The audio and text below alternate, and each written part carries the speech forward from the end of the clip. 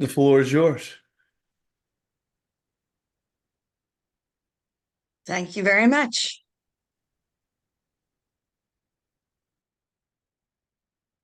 Can everyone see my screen? Yes, we can. All right. Well, thank you very much. This is a wonderful opportunity. I've done this last year about this time, and so I've been uh, part of ITTR now since the very beginning, since April of 2020, and um, Luke and Esther have provided a wonderful opportunity.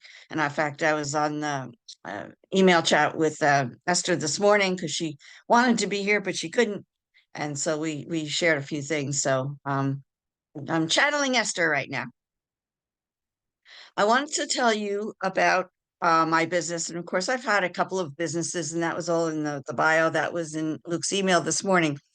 And so, what I'm going to tell you about now is a program that I'm rolling out because I don't know about you, but there have been lots of companies that have had this problem. Ever worked for a bad manager? This is a poll I put up on LinkedIn just last week. What was the one thing that he or she did that drove you to quit or to quiet quit? So, quiet quit is when you stay working for the company and you're collecting your paycheck, but you're doing the absolute minimum and you're certainly not engaged. So, 22% of the respondents said that their manager took credit for their work, or was 17% was dictatorial, 22% was micromanager, but an overwhelming 39% was mean and disempowering. And one of the things that I couldn't do on a LinkedIn poll, but everybody underneath and all the comments said was all of the above.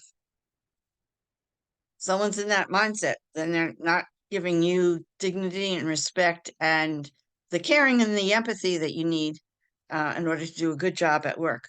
So, what's the solution? We'll get there. Other things that they found out, or they said, their managers are hard on them. They don't like them. They aren't fair. They don't care. They're hard to get along with. Not interested in the career growth. Expects me to read his or her mind. Yells all the time.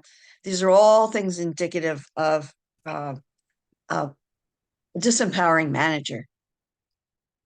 And here's the solution: you want to employ the managers everyone wants to work for. If you are a strategic partner, like you all are on this call, whether you be sales trainers or fractional CFOs or people in marketing or business coaches or somebody that works in banking or um, finance or whatever, you all know companies and you all know that some companies have managers that they just don't train. They expect them to know how to be a manager, just maybe because they're good in their existing position. But what they all would really love to have is a manager that everyone wants to work for rather than what manager no one wants to work for. And so I'm proposing a program called the Manager as Performance Coach.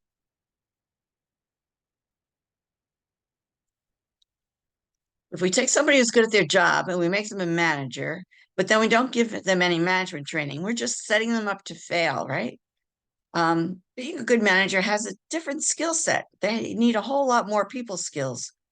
And if you just take somebody who's technically good at their job and doesn't have people skills, you make them a manager, you're setting them up to fail and you're setting up the team to fail.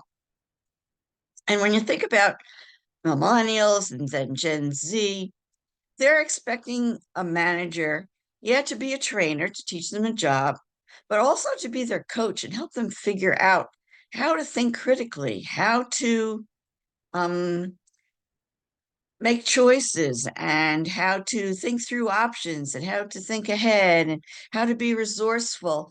And these are the kinds of things that you want your subordinates to be able to do.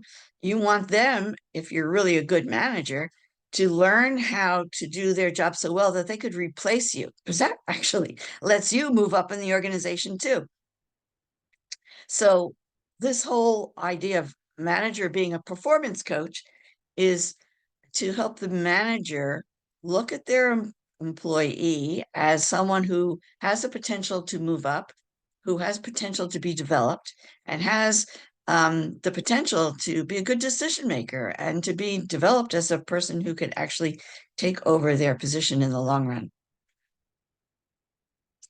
And if you look at organizations that have management problems, what do they have?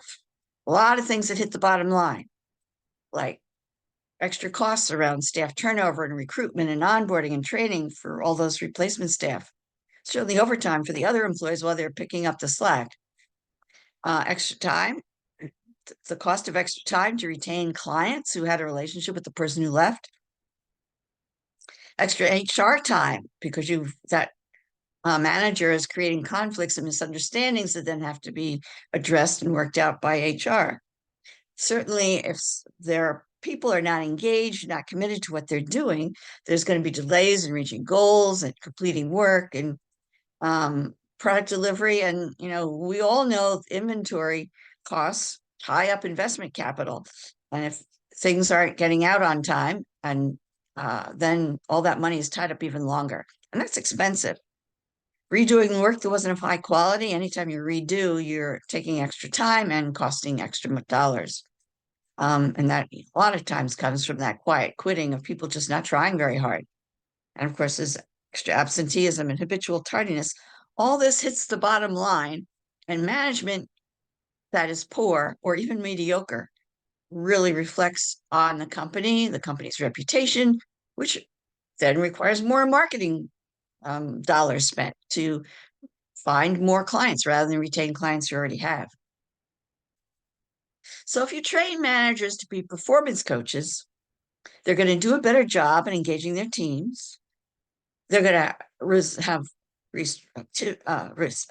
productivity, and turnover will be reduced, and there's going to be better morale and collaboration inside the team and also with other teams. You'll find that there's less siloing because the managers are going to be attuned to that. You're going to have a results-driven culture, and you're going to create a lot more employee commitment, which gives you that staff retention, which is one of these benefits, right? Including more profit to the bottom line, better morale, better attraction of additional A-level talent.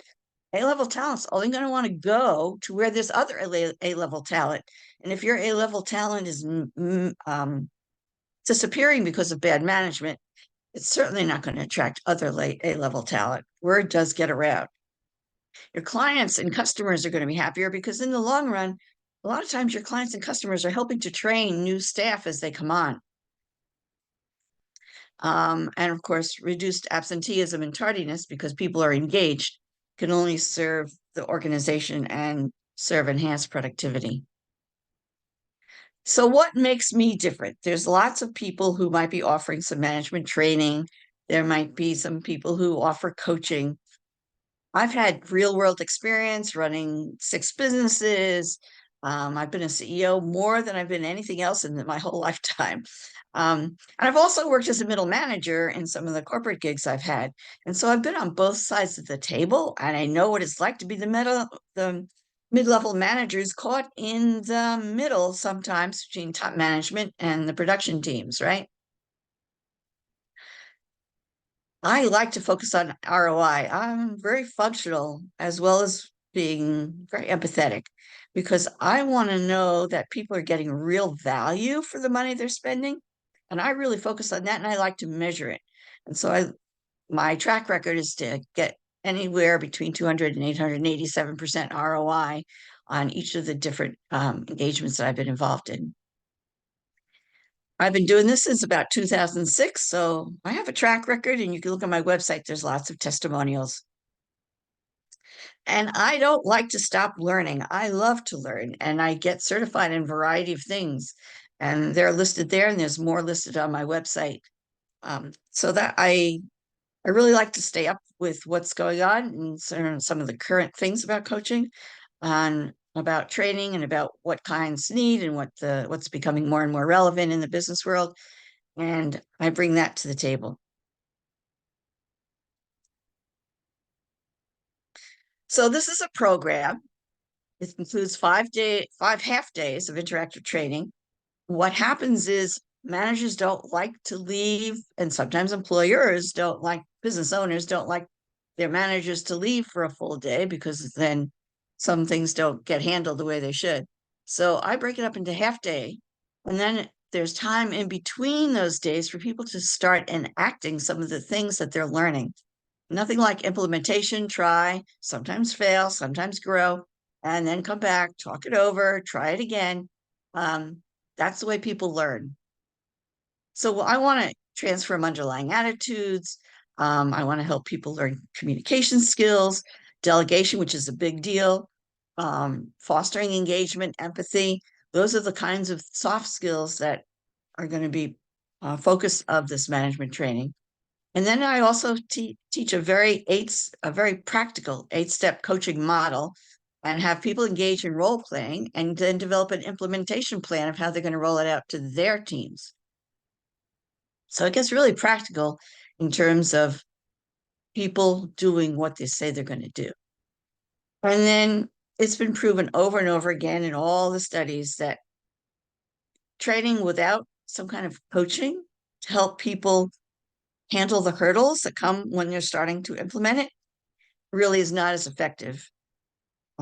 So I always include coaching to back up the interactive training so that the manager is helping rolling it out and using it every day and overcoming those hurdles and being effective and having somebody to come back to and ask questions.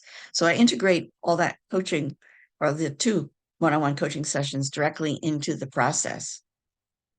So I have a cohort running 5 half-day sessions in those dates in April and May, and then 2 coaching sessions you see there in April as well.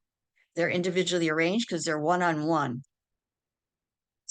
And training is 80% more effective when accompanied by coaching to help the participant implement.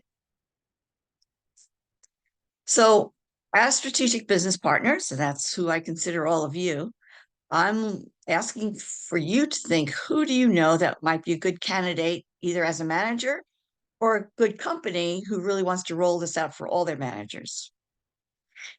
Who's a good candidate? A manager or soon to be promoted manager that has 2 or more direct employees.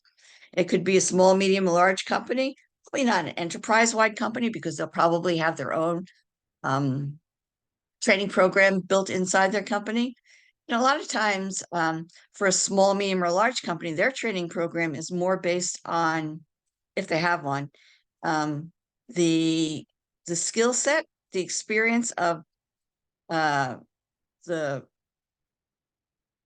technical side of what they want that manager to do, and maybe the manager has, in their eyes, mastered that already, or else they wouldn't be promoted. But most companies don't provide the training and the soft skills which make a manager a manager. That emotional intelligence, the empathy, the delegation, the ability to see and respect and give dignity to the people that they're working with. Because without that, those people are not going to develop as well as they would with it. They're going to, the person who would be really good in this class is open to learn. If they're stuck in a lot of old ways and not open to learn, this won't be as powerful for them.